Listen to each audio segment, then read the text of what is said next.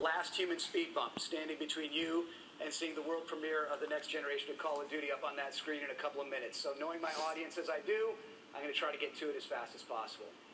I think everyone was expecting us to play it safe this year and simply make Call of Duty Modern Warfare 4. But we didn't want to do the safe thing. We wanted to do the right thing. We're going to make a prequel. It's going to be NW2 .5 so that our developers could create an entirely new Call of Duty for the next generation. And that's exactly what we're going to deliver with Call of Duty Ghosts. An entirely new world, an entirely new narrative. It's not a new world because we already had that character. All built on our new next-gen Call of Duty engine. Call of Duty set the gold standard for first-person action in the current gen, and make no mistake, we're going to do it again with Call of Duty Ghosts for the next gen.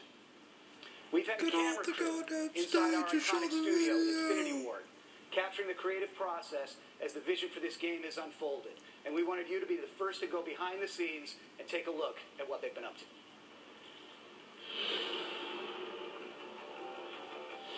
Here at Infinity Ward, we've had a great time crafting the benchmark of the modern-day shooter on current gen. And we're really excited that we get to be the studio that brings Call of Duty into the next generation. We have a whole new story with brand new characters, completely new world, and this is powered by a next-gen engine that gives us amazing graphic fidelity and really innovative new ways to play the game. So what we wanted to do is create a cast of characters that you really felt more emotionally attached to. We had the opportunity to work with Stephen Gagan. This is the guy that won an Oscar for writing Traffic. He wrote and directed Syriana.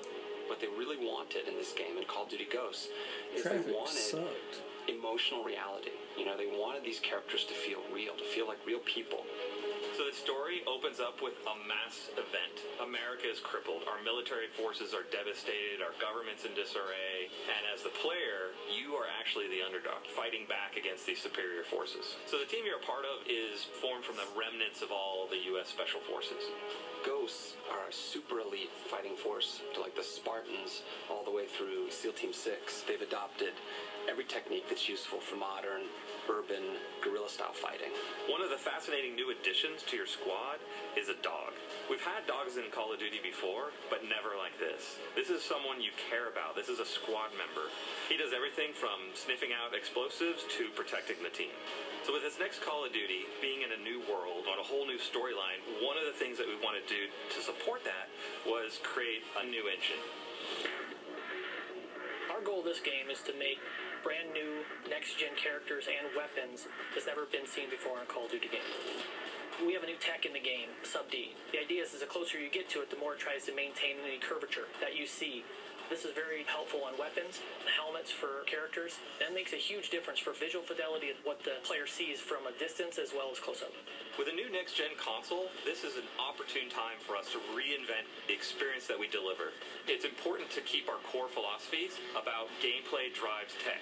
So when I think about the animation features that we've been working on for Call of Duty Ghosts, well, the first things that come to mind is immersion.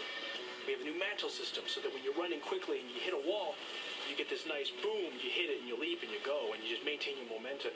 But we have the lean feature that allows you to lean they had out, that in Battlefield 3. Get a better view of the battlefield. So another feature that we're working on with animation is the slide. It allows you to get somewhere quickly, get out of the line of fire, and at the same time do it in a really cool-looking way. Oh shit, they had that in Battlefield 3. Interactive smoke, and also added an AI system to it. So we have fish move out of the way when you get close to them. The poly counts, the texture increases, the shaders, the lighting, tech, the level should feel like you're really there, and all the technologies going into it allows you to achieve those goals.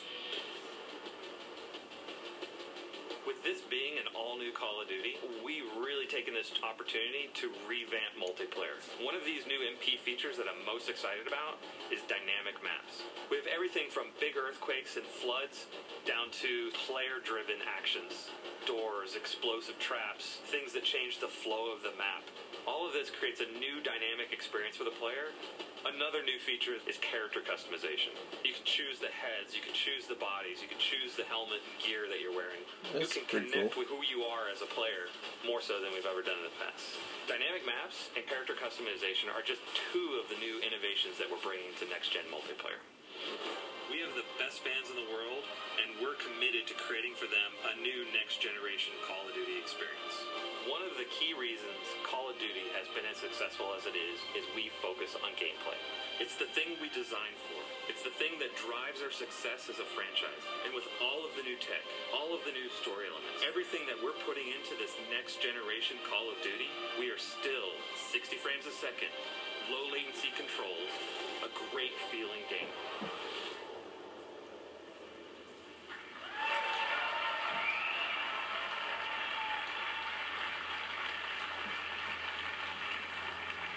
This will be the most beautiful Call of Duty game we've ever made. It will also be the most character-driven and emotionally engaging Call of Duty game we've ever made, and it will be the best Call of Duty game we've ever made. A stunning leap forward, not just for this franchise, but also for console gaming. To show you what I mean, we've put together a little comparison video that shows you what's possible on the next gen